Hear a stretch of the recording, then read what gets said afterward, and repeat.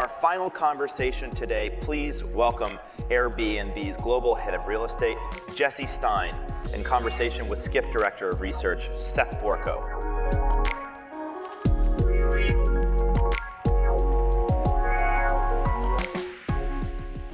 did you guys recognize the voice for the voice of God? It wasn't Jane who's been doing most of our voice of Gods. Did you recognize who it was? I did recognize it. Who was it? Who was it? The Terminator. The Terminator, yeah. It's Brian Chesky, the Terminator, as you call him, I believe, right? Well, that's the chatbot, right? Yeah. That's the Terminator. So we had an AI-generated bot. We told you we had to mention AI. It's the last session of the day. Hopefully you've been keeping track. I'm going to quiz you all, make sure you've got your right scorecard from that. So. All right, so Jesse, thank you so much for joining us. It's a pleasure to have you here, have Airbnb here. So you are the global head of real estate for Airbnb. Last I checked, Airbnb doesn't have any real estate, so. Is anybody hiring? Looking for, is this working? Yeah, is it on? I'm looking for a job. I run global real estate for an asset-light company. It's an interesting question I get all the time, but I think the real question is like, what do I do? Yeah, what do you do, Jesse? What do I do? So when you take a look at the space, for the most part, the STR industry has not really partnered with the largest institutional real estate owners in the world. And my job is really to come up with products and programs to bring in partners like Greystar, like Equity Residential, like UDR and these others, to partner with us to unlock the ability for individuals to host their primary homes. And just so we have a broad, diverse audience here, Greystar, UDR, those are some of the largest landlords in the country, right? Yeah, they're some of the largest landlords in the country and the world. Yeah. And so you've come up with programs to work with landlords to help people list Airbnb. So what is specifically kind of things have you come up with? Yeah, I mean, let's take a look at the overall housing stock in the U.S. Roughly 130 million housing units in the U.S. Roughly 45 million of those are rentals. For the most part, renters do not have the same ability to Airbnb their home today as people that own their home. There's typically do not sublease clauses in their lease agreements. So we wanted to come up with a product that helps all the ships rise with the tide. So what we launched is Airbnb Friendly Apartments, which I believe we're going to touch on in a second. Yes, and so Airbnb Apartments, it's a way for landlords to make it easier for their tenants to list on Airbnb. I think we have a clip, if I can call for it, if we can play it. We'll see if we have it, otherwise I'll go into my next question. But well, can I touch on that real quick? Yeah, sure. So it's also for consumers to find homes in which they're allowed to host their rental. So we created a 12-month unfurnished rental marketplace on Airbnb. So consumers can now go to Airbnb and find over 260 apartment complexes in roughly 40 cities across the US, where they know they're encouraged to host their primary home part-time. And it's been widely adopted by landlords as well as residents across the country. So we just saw that the little clip that was scrolling behind us of a search on the app looking for Airbnb friendly. So I just want to go kind of like into the details of it. Okay. So it's its own site, like it's a separate landing page that lists apartment buildings that are where you've made an agreement with the landlord in advance to put their buildings on your platform. 100%, yes. And so is that kind of like what Saunders do when you're working with the landlords? You're going to partner, you're going to put short-term rentals in the building? You know, I get that question. So it's a completely opposite model. The underlying completely opposite model. And here's the integrity of the model. An individual finds the home in which they are going to live in on Airbnb. We allow that consumer to get in contact with the building. That consumer then moves in. He or she hosts their primary home part-time. So they're hosting in accordance with whatever the local laws may be. On average, it's 4 to 6 nights a month. And they're hosting when they're traveling or so on and so forth. And we've built the interface where they can see how much rent is. They can see how much they could potentially earn by hosting 1 to 7 nights a month. And then they can make a decision, and we can put them in touch with the building. So it's not like you're operating. It's still a traditional Airbnb. You're just helping to connect long-term renters with buildings that would allow them and encourage them to list on Airbnb, as opposed to just a random building where maybe they wouldn't be allowed to do that. 100%. And the beauty about our platform, and we're very blessed with this, we have millions and millions of consumers every day on Airbnb. And a lot of these folks have reached out to us and they want to become hosts, but they're renters. Yeah. So we are just educating our consumers today that there are renters that encourage this activity and they want you to host part-time because the cost of living is going up.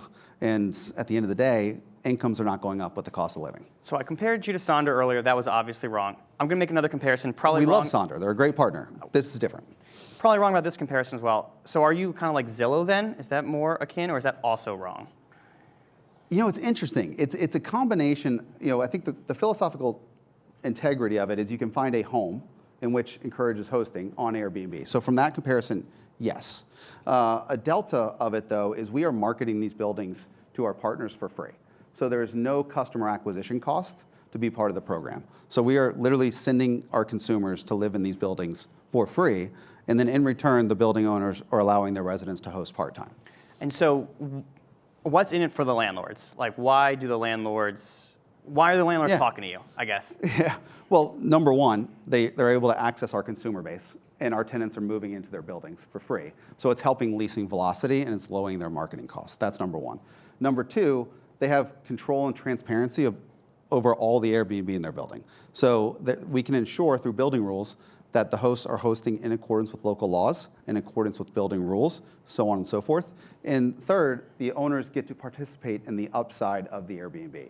So our partners charge a rev share to oversee the program, anywhere from 0 to 25%, depending on the partner and how much activity they provide to the host. And they participate in the upside of the STR. And your partners are the landlords, just to be clear.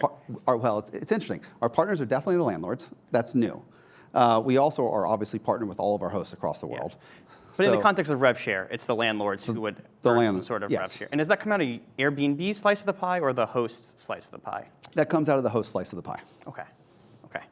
What are the results? What have you found? So you launched this actually quite a bit ago. It's not necessarily a brand new program, right? We launched it in November. So okay, it's in the tech world, it's like ages ago. Yeah, ancient. Compared to ChatGPT, it's ancient. Yeah, in the real estate world, it's like brand new. Yeah, it's a baby. So we launched it in November with 175 properties across 25 markets. We now have 250, 260 properties live across 40 markets, and we have a backlog of a lot of properties that we're working on now. And we've been very blessed. Some of the largest owners in the world, Equity Residential, Greystar, UDR, so on and so forth, have partnered with us. And every single one has actually added more properties. So they've all tested it out. Everybody's scared of the boogeyman in the closet. And once they realize that the consumers actually want this and they're yearning for this, and they have the proper controls, they're expanding the portfolios. So one of the conversations that actually I've been having, we were having this conversation, I've been talking to people, networking breaks, lunch breaks. There's a number of investors here who say that they are really struggle to get the kind of investor class and capital markets to understand the short-term rental market. So is that kind of what your mission is? Are you going to be you're going to spearhead Airbnb's efforts to be the ambassador for short-term rentals to capital markets and landlords? That is definitely part of my job. So I joined from private equity. I spent most of my career in private equity in the hospitality space, investing in hard assets. And Airbnb decided to bring me on right before COVID to kind of be that conduit between the STR space, i.e. Airbnb, in this case, in the institutional real estate community. So a lot of my time is spent with the largest real estate owners as well as the capital markets folks to educate them on what the program is and what it is not. And just between us, just us friends, no one else listening. It's not being recorded. What's their impression of the when you talk to a new real estate person for the first time, what's their impression of the short-term rental market? Are they excited or they don't trust it? Well, it's really hard to lump the short-term rental market into one swim lane. Okay. There's multiple swim lanes in the short-term rental market. Yeah. What we are focused on at Airbnb with Airbnb Friendly Apartments is unlocking individuals' primary homes to host part-time. Yeah. So from an investor perspective, the collateral is really, the downside is a multifamily building. The upside is potentially incremental revenue through savings in the middle of the P&L with marketing, as well as the rev share. So what's interesting is the downside is traditional multifamily, which by the way is a phenomenal asset class. You can potentially dip into the hotel side or the STR side with the rev share. And now that swim lane has been an easier conversation because it's just one step further for multifamily. Getting multifamily to, take out 30 of their units or whatever it may be and run dedicated STRs, that's a philosophical different business model. And that is not something we are focused on at Airbnb right now. And the capital markets is also a challenge there. Okay. Understood. Let's talk about the host profile. Like, what kind of host is going to rent? Because the host in this case is the long-term renter. Does the host who signs up for a long-term rental through Airbnb Apartments, does he or she look different than a traditional Airbnb host? You know, it's interesting because we have 4 million plus hosts around the globe. Yeah. So the average Airbnb host is challenging, but I can give you some use cases. We have a host in Nashville. She was able to afford a first apartment. She works at a hotel at the front desk. She was able to afford her first apartment by moving into a building in Nashville that allows hosting. When she got a booking, she moved in back with her parents, but she was able to offset over 50% of her rent by hosting one long weekend in Nashville. We also have another host in San Diego. He's active duty military right now. He gets deployed. He's training a lot. He hosts to pay his rent in San Diego. So the use cases are up and down the spectrum, and those are two examples. It does skew somewhat younger because the overarching multifamily industry does skew younger, and it does skew more flexible, if you will. Yeah. From Airbnb's perspective, we heard him just now, if I was Brian Chesky, like, how does this, so let's just, like, I guess my point is, so you've got like something 250 units. Oh, 250 apartments. Yep. Can you tell me how many units, or? It's roughly 100,000 at this point. Airbnb has 100,000 total 100,000 total units across the buildings. And Airbnb has like 6 million units. So 100,000 out of 6 million. Is it moving the needle in an incremental way, or are you going to get to 10% of listings through Airbnb? Like, what's the vision there in terms of moving the needle at Airbnb corporate? I mean, we just launched in So November. I'm pulling you to two higher standards, what you're saying. You know, we are very fortunate to have an extremely high denominator. Yeah. So yeah. From a percentage basis, it's really small right now. From a strategic growth perspective, it is definitely a vehicle for growth long term. And when you see this, because what we're seeing, people, like 35% of the housing stock is rentals. We have not even scratched the surface of that yet. This is scratching the surface of that. So long term, it's definitely a large vehicle. Short term, it's a growth opportunity and a strategic bet by Airbnb. And we've done some research, and Airbnb sort of disagrees with us, but the general gist is that professional managers generate more revenue. If these are not just individual managers, but they're only listing a couple times a month, is it going to generate enough, so are they going to generate revenue for Airbnb? I guess that's part of the question. I mean, I would take it back to why was Airbnb started? Yeah. And how did Airbnb get started? Airbnb got started when Brian couldn't, or the Terminator, couldn't afford his rent. So, Brian couldn't afford his rent, and he hosted. Yeah. And, when he was going out to raise money, people laughed at him. Yeah. And look what it became. And so, from our perspective, 100%, it can add dramatic value to the bottom line of Airbnb over time. And it is kind of just a new way of living for individuals and providing renters the same ability as homeowners to obtain the economic benefits of Airbnb is definitely something we are keenly focused on, and it will scale. So this comes to a conversation we've been talking to about like housing affordability. Airbnb gets blamed a lot for lack of housing affordability. I guess you're saying this plays in that conversation. 100% plays into the conversation. I mean, obviously we are the center of the dartboard in some of these conversations, but when you think about the integrity of this product, people live there 12 months. Our partners are putting in various night limits where hosts can only host up to 90, up to 120 nights a year. So the economics of arbitraging are just non-existent. So these individuals live there. They host part-time, and it's actually helping people stay in their homes. We surveyed all the hosts across our building, and roughly 2/3 of them, 70%-ish, are hosting really to keep up with the cost of living right now. So it's not like they're taking out 5 units and taking away housing stock. It's actually helping people stay in their homes and be able to move into their first home like the individual in Nashville.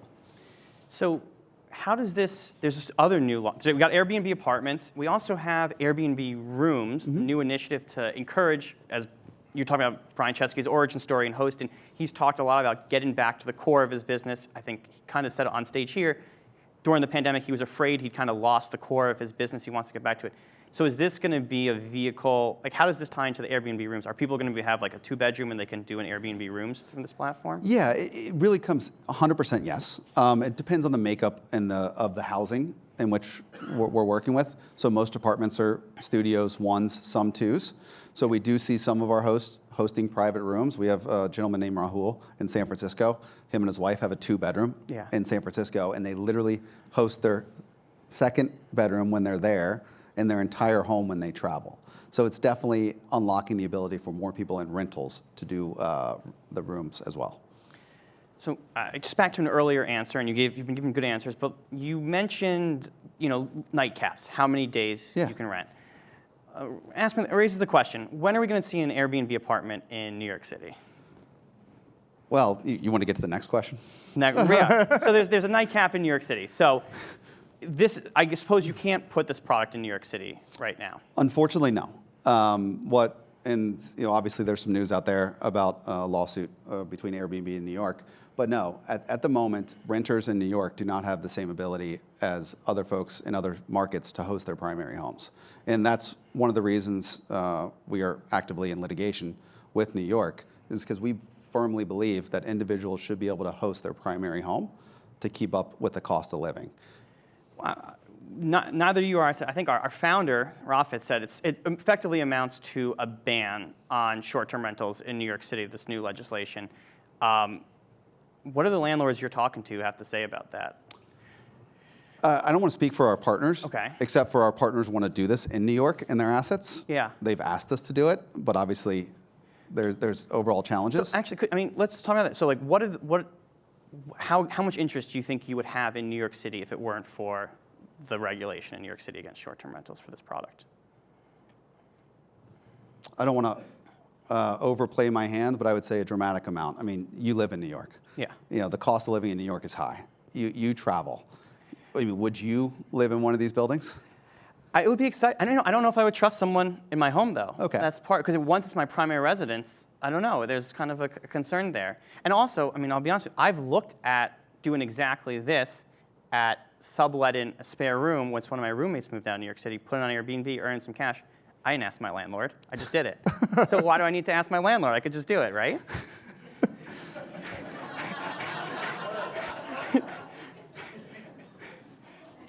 Squirrel. Okay. No, don't tell. You wouldn't do that.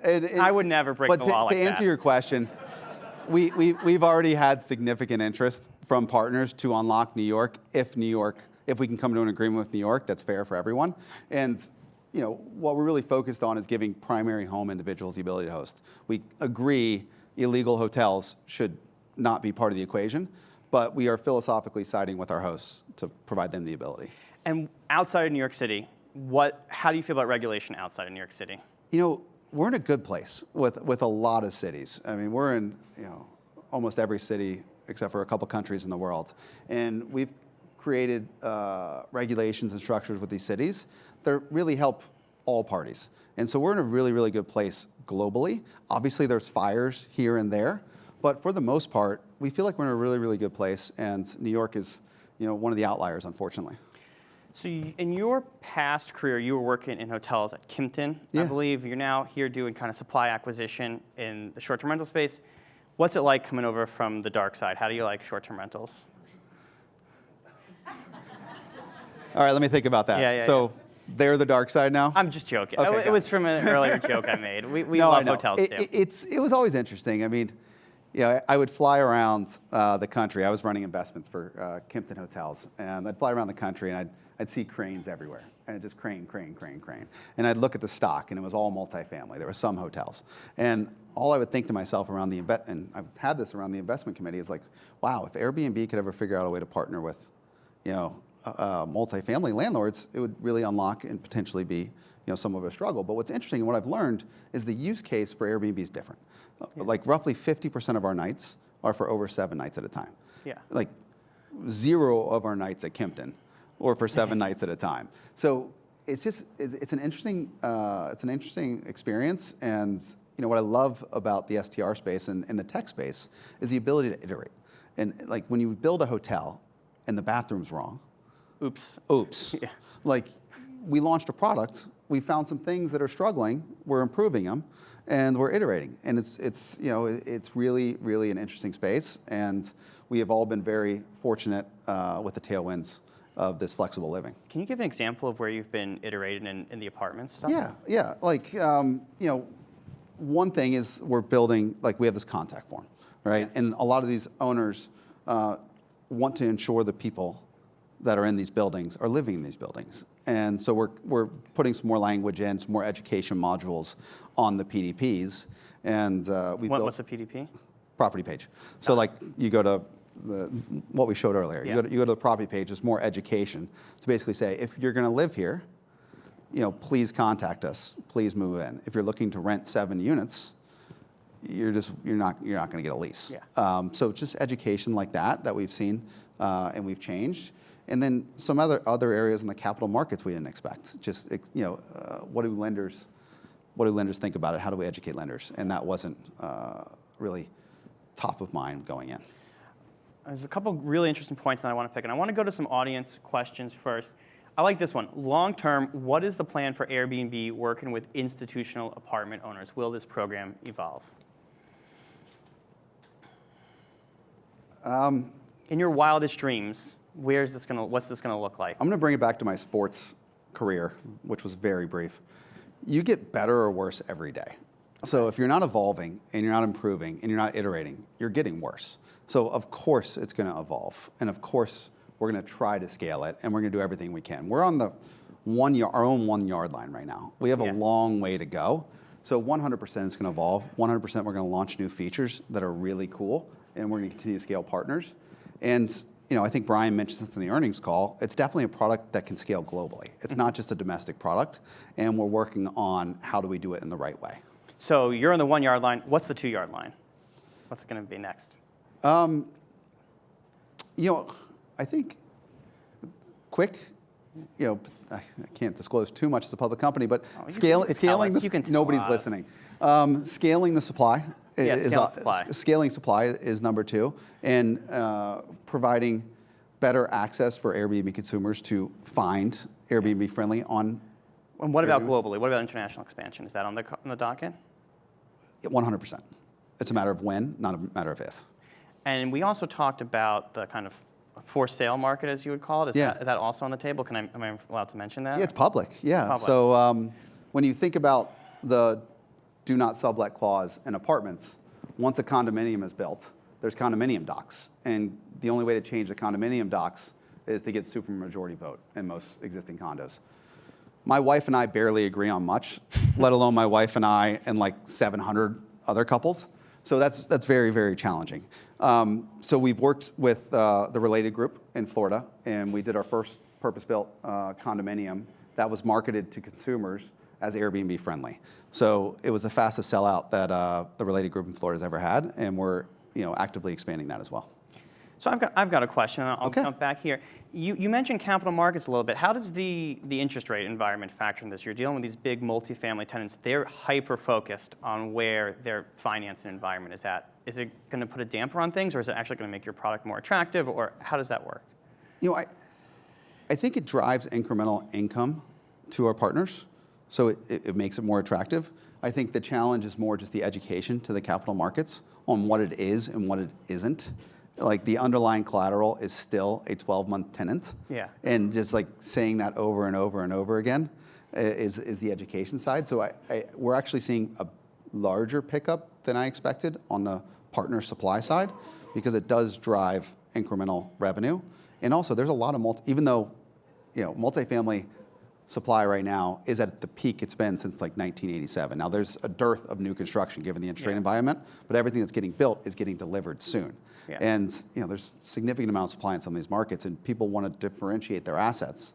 And if they're allowed to Airbnb, it's an amenity and it provides something interesting. Instead of building a pool or a basketball court for my tenants, I can just offer them Airbnb ability. I mean, I do think NMHC put out a survey, and it was one of the top 3. NMHC is the National Multi-Housing Council, one of the largest groups in the multi-housing space. And the ability to Airbnb was one of their top 3 amenities that consumers were looking for. Yeah. So it was really, really interesting. And you said there's upside to developers. We have an audience question from Dan. How is the amount of rev share determined? Is it based on what services the build-in provides for the hosts, i.e. housekeeping, concierge? If it's a more luxe build-in, do they get a better split or something like that? Yeah, it's really determined. We do not determine it. The owners of the buildings, the landlords, determine it, and they determine it based on the services they provide and what they do not provide. And so it's really different amongst each partner and kind of asset class. But yeah, to your point about Class A, that has, we have some partners that literally have front desk that check guests in, and their fitness centers are nicer than Equinox. So it's a little bit different. Let's talk about the supply equation. I think Jamie AirDNA was up here earlier. He was talking about how supply growth is kind of slowing, or not slowing, but stalling a little bit in the industry. There's been these like supply wars. Vrbo was trying to bid for some of your hosts, get them to convert.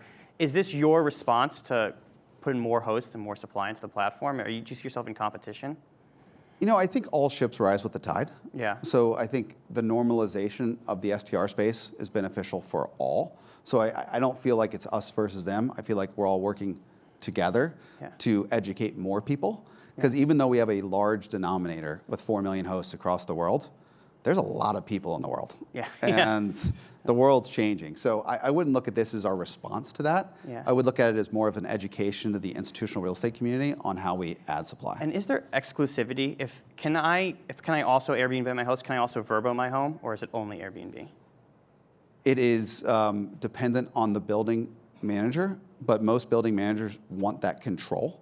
And so given these folks who are only hosting 4 to 6 nights a month, they are predominantly exclusive to Airbnb. Okay, and final, most important question.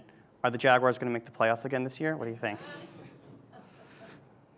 No, they cut me 20 years ago. It was all downhill. It's been downhill for them since, uphill for Airbnb. Thank you so much, Thank you so much for having me. Appreciate it. Thank you. Thank you.